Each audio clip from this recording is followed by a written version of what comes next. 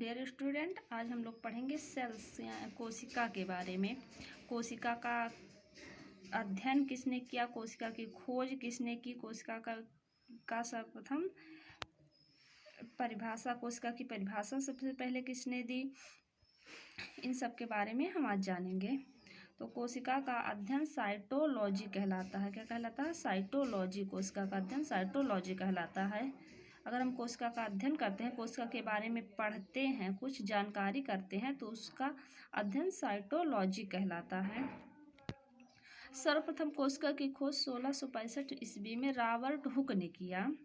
सबसे पहले कोशिका की खोज किसने की थी? रॉबर्ट हुक ने किया था। लेकिन इन्होंने मृत कोशिकाओं को खोजा, जीवित कोशिकाओं को नहीं खोजा, मृत कोशिकाओं को खोजा। और सबसे पहले रॉबर्ट हुक ने किया था कोशिका की खोज, इसीलिए इन्हें फादर ऑफ साइटोलॉजी कहा जाता है। साइटोलॉजी यानी कि साइटो मतलब होता है कोशिका, लॉजी माने अध्ययन, कोशिका का अध्ययन। सबसे पहले कोशिका की खोज रॉबर्ट हुक ने 1665 ईस्वी में किया था, इसीलिए इन्हें साइटोलॉजी, फादर ऑफ साइटोलॉजी कहा जाता है। इन्होंने मृत कोशिकाओं को खोजा था। और जीवित कोशिकाओं को किसने खोजा था? एंटोनी वान ल्यूवेनहॉक ने। एंटोनी वान ल्यूवेनहॉक ने 1674 ईस्वी में जीवित कोशिकाओं को खोजा। कहाँ खोजा था? स्वच्छ जल में, तालाब के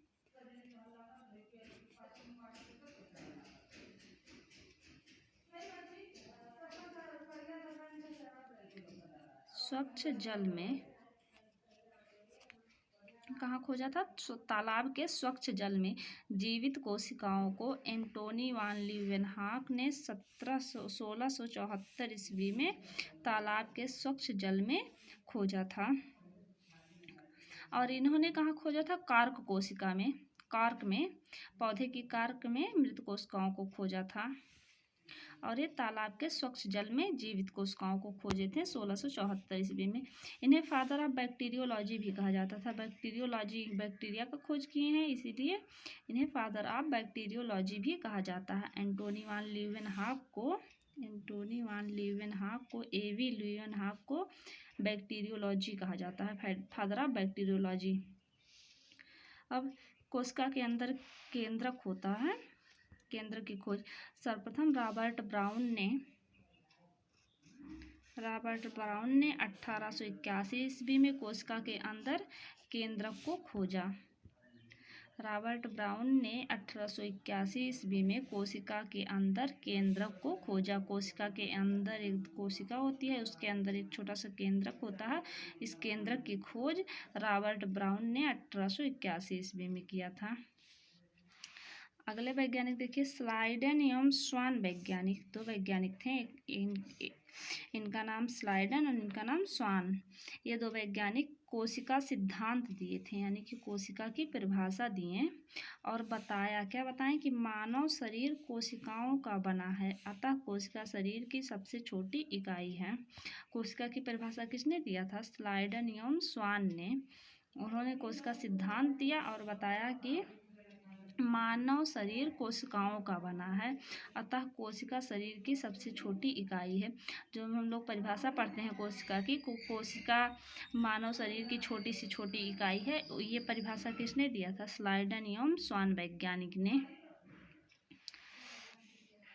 सबसे छोटी कोशिका माइकोप्लाज्मा की, सबसे छोटी अगर कोशिका होती है तो किसमें होती है? माइकोप्लाज्मा में। और सबसे बड़ी कोशिका किसमें होती है? शुतुरमुर्ग के अंडे में। शुतुरमुर्ग के अंडे की कोशिका सबसे बड़ी कोशिका और माइकोप्लाज्मा की कोशिका सबसे छोटी कोशिका मानी जाती है। तंत्रिका कोशिका, हमारे शरीर की जो न्यूरॉन सेल होती है, तंत्रिका कोशिका, उसमें किसी भी प्रकार का विभाजन नहीं पाया जाता, किसी भी प्रकार का विभाजन नहीं होता है। इसी कारण सर में चोट लग जाने से व्यक्ति की शीघ्र मृत्यु हो जाती है। जो हमारी तंत्रिका कोशिका होती है वो मस्तिष्क से शुरू होकर पूरे शरीर में पाई जाती है। अगर तंत्रिका कोशिका नष्ट हो जाती है तो उसमें विभाजन नहीं होता है, और कोशिकाएं होती हैं उसमें विभाजन होता है, एक कोशिका से दो कोशिका बन जाती हैं। लेकिन तंत्रिका कोशिका में विभाजन नहीं होता है, इसलिए एक बार तंत्रिका कोशिका अगर नष्ट हो गई तो ख़त्म हो गई, तो इससे व्यक्ति की मृत्यु हो जाती है। तंत्रिका कोशिका में किसी प्रकार का विभाजन नहीं होता, इसी कारण सर में चोट लग जाने से सर में ये कोशिका पाई जाती है। इसकी शुरुआत सर से होती है, इसीलिए सर में चोट लग गई तो व्यक्ति की शीघ्र मृत्यु हो जाती है, इसीलिए कहा जाता है हेलमेट पहनने के लिए।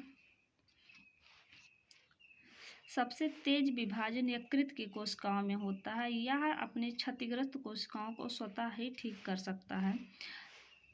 सबसे ज़्यादा तेज विभाजन जो होता है यकृत लीवर सेल में होता है। लीवर सेल में पुनरुद्भवन की क्षमता होती है। अगर पूछा जाए कि सबसे ज़्यादा पुनरुद्भवन की क्षमता किसमें होती है, पुनः उद्भवन की क्षमता, पुनरुद्भवन की क्षमता तो यकृत कोशिकाओं में होती है। अगर यकृत क्षतिग्रस्त हो गया किसी कारण या कट गया किसी कारण तो वह स्वतः ही ठीक कर सकता है, उसकी कोशिकाएं इतनी तेज विभाजन की क्षमता रखती हैं। सबसे तेज विभाजन यकृत की कोशिकाओं में होता है, यह अपनी क्षतिग्रस्त कोशिकाओं को स्वतः ही ठीक कर सकता है, यानी कि इसमें बहुत तेज विभाजन होता है, चोट लगने से यह अपने आप ही ठीक हो सकता है।